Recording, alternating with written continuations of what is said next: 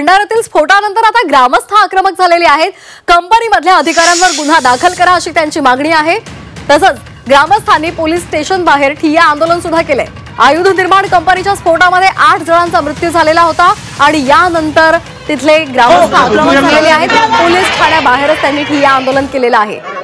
5 जण यामध्ये गंभीर जखमी झालेले आहेत। या स्फोटात अप्रेंटिस करणारा 20 वर्ष अंकित बाराई या तरुणाचा मृत्यू झाल्याचा दावा ग्रामस्थांनी केलेला आहे।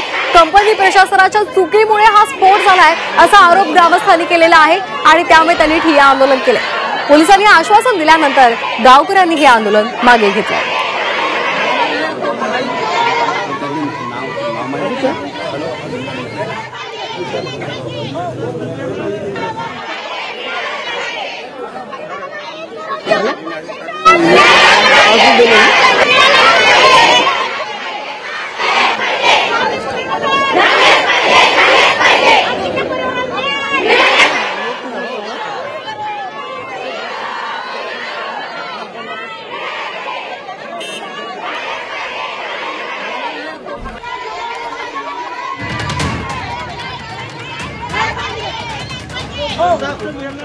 भंडाऱ्यातले ही दृश्य आपण पाहतोय। भंडारामध्ये काल आयुध निर्माण कंपनीमध्ये स्फोट झालेला होता। यामध्ये 8 जणांना आपला प्राण गमवावा लागलेला आहे। तसंच 5 जण यामध्ये गंभीर जखमी सुद्धा आहेत आणि त्यामुळे गावकऱ्यांनी आता आक्रमक पवित्रा घेतलेला आहे। आम्हाला न्याय मिळायला पाहिजे अशी मागणी त्यांनी केलेली आहे आणि घोषणाबाजी सुद्धा केलेली आहे।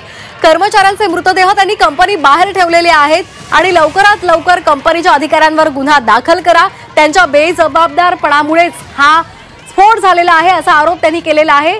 या संदर्भात अधिक माहिती घेणार आहोत आमचे प्रतिनिधी प्रवीण तांडेकर यांच्याकडून। प्रवीण, काय सध्याचे अपडेट्स आहेत? ठिय्या आंदोलन काल ग्रामस्थांनी केलेलं होतं, पोलिसांनी आश्वासन दिलं आणि त्यानंतर त्यांनी आंदोलन मागे सुद्धा घेतलेलं होतं। सध्याची काय परिस्थिती आहे? मान्यकर्ते आणि या ठिकाणी जे नागरिक जमलेले आहेत ते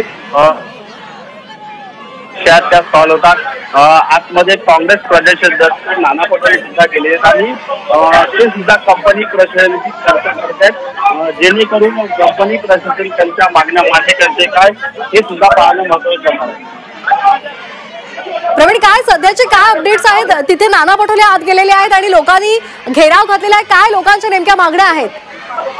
नक्कीच नागरिकांच्या मागण्या आहेत की जे मृतक आहेत त्यांच्या नातेवाईकांना आर्थिक मदत कंपनी प्रशासनातर्फे देण्यात यावी आणि त्यांना नोकरीमध्ये सुद्धा सामावून घेण्यात यावं। तसंच एक जो अंकित बाराई नावाचा जो मुलगा होता 20 वर्षीय, त्याला सुद्धा त्याच्या नातेवाईकाला आर्थिक मदत आणि त्याच्या फॅमिलीमध्ये नोकरी देण्याची अशीच नागरिकांची मागणी आहे आणि या ठिकाणी जे सगळे मृतदेह ते आणण्यात येणार आणि जोपर्यंत त्यांच्या मागण्या मान्य होत नाही तोपर्यंत असंच आंदोलन सुरू राहणार आहे। अगदी धन्यवाद आपण दिलेल्या माहितीसाठी। तर आपण पाहतोय भंडाऱ्यातली ही दृश्य आहेत। भंडारामध्ये पुन्हा एकदा गावकऱ्यांनी आक्रमक पवित्रा घेतलेला आहे आणि त्यांनी जमाव जमवून पोलिसांसमोर ही मागणी केलेली आहे। जोपर्यंत या कंपनीच्या अधिकाऱ्यांवर कारवाई होणार नाही तोपर्यंत हे मृतदेह उचलले जाणार नाही। तसंच मृतकांच्या परिवारातल्या लोकांना तिथे नोकरी द्या अशी मागणी सुद्धा त्यांनी केलेली आहे। नाना पटोले सध्या भंडाऱ्यातील कारखान्यामध्ये दाखल झालेले आहेत आणि ते तिथल्या अधिकाऱ्यांशी चर्चा करत आहेत।